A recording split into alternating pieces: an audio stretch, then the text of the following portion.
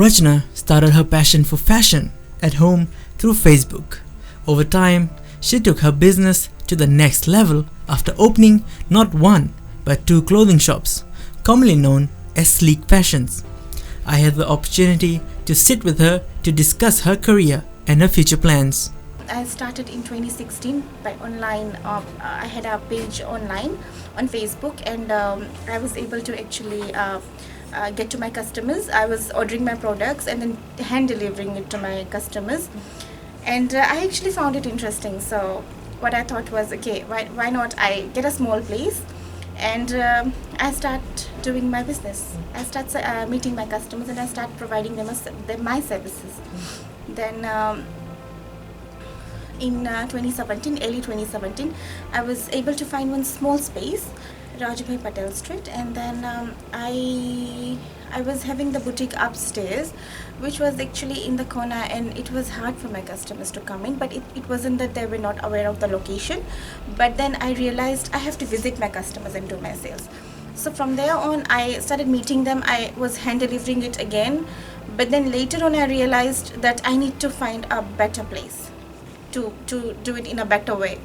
So I was the only one who was doing everything that time. I didn't have any staffs, and from there I moved to Thompson Street. Thompson Street, I was only selling again the girls' items, and I was there for about a year, but I was still trying to come somewhere where are more customers and out of city actually. So I was expecting to come this side, and then I found Sport City Complex, which was newly built because I'm in the new Sport City Complex, and I managed to get two spaces here. So from then I decided that okay, I will actually sell ladies and gents both. So I renamed my shop to Sleek Attires Fiji, which is quite famous right now. And in this shop, I'm actually, well, from the time I started the business, I always wanted to give my customers quality and unique pieces. I didn't want my customer, I didn't want people to wear, if one top I have or one t-shirt I have, hundreds of people are wearing that. So basically, my products are like 6 pieces or 7 pieces each, and only few people will wear. So basically my target was niche market. As she explains her love for the clothes, it was evident that her passion is not found new. It has been there since childhood. I was always into clothes. I used to love clothes, and I was trying to be fashionable all the time. So whatever I used to wear, I used to go in the shop and see actually how many pieces are available, what I'm wearing. I was always very keen about it. So when I started this thing online, I wasn't actually sure that I'm gonna do this because I come from a different field as well. So I just did it. I created a page and I tried to sell something, and it did it. It happened. So I got happy. Okay, I can do something. I can be an entrepreneur as well. I can do something in my life. And of course, doing it alone wasn't that easy. But I got a lot of support from people as well, from my own family, from the loved ones, of course. And I started it. At times, I also sit and think, how I did it. It was really very hard, but. Being an entrepreneur right now, I feel really good, but I know I'm not as stable as everybody else because I'm very new in this field as well. 4 years is nothing. Her clothes were all hand-picked, but ever since COVID came to the picture, she and her plans had to take a little detour. Right now, what I'm doing is, just because COVID-19 happened, everything was good all this while, but because of COVID-19, I can't travel, and I actually handpick my items. All my clothes which you will see in my shop is basically handpicked. So I go twice a year, and I get my stuff myself. So in that way, I know the quality is there as well. Plus, I meet my suppliers, and I'm able to get whatever I want. So yeah, and then right now I can't travel because traveling is borders are closed. So I was thinking how can I survive now, because my stocks are getting less. now it's a problem. So I did a lot of brainstorming and I realized, okay, why not I produce something in Fiji? I do something my own. I get my prints and I get my designs stitched here. So that's what I have done. So I have labeled it as Sleek because I wanted to create my own name, and I wanted to create a label for very long time, from the time I started, but I wasn't getting the right opportunity actually. So this is the time. So I have created my own my label, and Sleek will be introduced to people now with different prints and different designs. So I'll be producing it for ladies and gents right now. Kids, I'm not selling kids wear right now, and probably in near future I can plan that as well. But at the moment, I'm going to be producing my own Fijian prints for my people, for my customers. With her endeavors in the second-hand market thriving, much of her plans was and has been put to stop due to the effects of the pandemic. I have also created one second-hand shop that is based at Tambara Plaza, that is known as Sleek Clothing.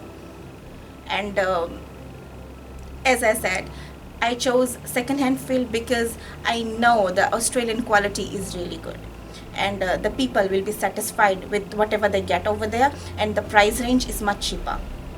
So I've created that as well, and I was planning to do more shops, but at the moment I'm not going to plan anything. Just gonna be sustaining my, just gonna be going through this phase. After that I'll obviously plan more. With her idea of providing unique clothes to her customers comes her inspiration for the shop's name. I don't know, as I said, unique. I found it unique actually. When I wanted to I was thinking of the name Sleek, not Sleek, but what should I name my shop as. So I tried to Google as well, and I traveled to Australia now, so I was trying to think what shops are there, how they name it. So I Googled it, and I found Sleek, and I tried to find the meaning and everything. It's something to do with unique. So I was thinking, okay, I know it's going to be hard for people to pronounce it, but I'm gonna do it because I'm different. I want to be different, so I did it.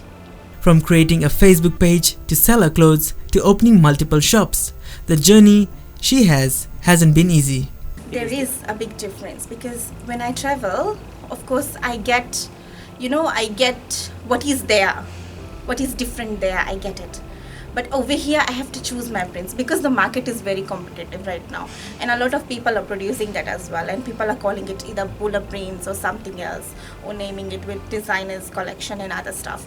So of course the competition is here as well, but making it sure that the print is not in the market, is not available in the market.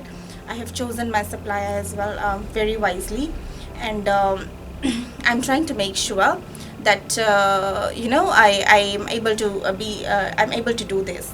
Another thing is, in this way I'm getting my labels done. I'm buying my own clothes. I have actually hired one garment factory to manufacture my items, and bringing it to the door and then advertising it. So it is a bit different, and it is actually, I find it more challenging as well.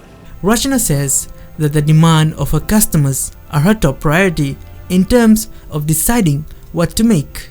To me, in clothing line from past 4 years, I have met a lot of people with different choices and the demands they have, and it's not always like I can fulfill I can satisfy everyone's demands, but I have tried my level best so far. And of course the customers I get in here in my shop is they're very fashionable, and they know that if I go to this shop I will get only 1 or 2 pieces here. So when they come in with that expectations. So with Fijian made product, obviously there will be more prints available, as I said, but even not that much, but still there will be prints available, and the designs, hopefully what I have prepared, they would like it. That's the thing I'm also concerned about, but I'm sure people will understand, because the scenario right now, we have to just go through this phase, but I'm sure by next year things should be getting under control. Her plans for the future is simple: Yet, it is one of the noblest you could hear. I want to open more branches, and I want to employ more people, because when I'm running a business, I have people who are working for me. They get paid. I'm able to run someone's house. And I feel blessed. I'm looking after the people as well, because I have staffs here in this shop. I have staffs in that shop. So in this at this point of time, I'm still able to look after them. That's the most important part. So I want to do it for myself. Plus, I want my staffs to grow with me. So I always try to teach them. How I always try to motivate them. About their life, about what they want to be, about sales. Being a salesperson is not easy. Selling clothes or selling anything is not easy. But the self-confidence you must have in you, and you will obviously prosper. There are a million ways for someone to keep themselves motivated. Rachana too has her own way to keep her head up and stay motivated. It's a challenging day for me, because being into a business, especially a new entrepreneur, things sometimes becomes very hard. With at times you have staffing issues as well. At times you have financial issues as well, because like we are trying every day to make sales. So what I do is, when I wake up in the morning, I try to be very positive. Okay, I have to do this. I think in my mind, what all I have to do. I plan my work like a day earlier, and I just work according to that. Not every day is very positive for me, but I know that I'll be able to do it.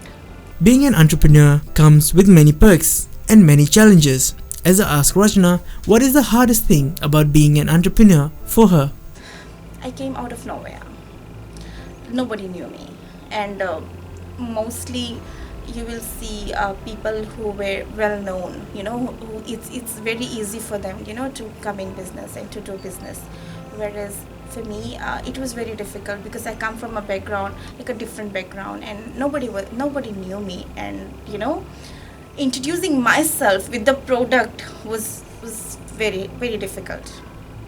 But I managed to do it, and it took time. It didn't happen like overnight. People didn't know me. People even coming, if like when you start a shop, when they see you, like, oh, who's that? Like, what is she selling, or what are they selling? What are they doing? But people do come in. So that's why I said people give you positive and negative vibes as well. So you have to balance yourself. But the self-confidence in you will take you far away. Style is the only thing you can't buy. It's not in a shopping bag, a label, or a price tag. The key to style is learning who you are and how you choose to express yourself. Muaz Khan for The Breakfast Show.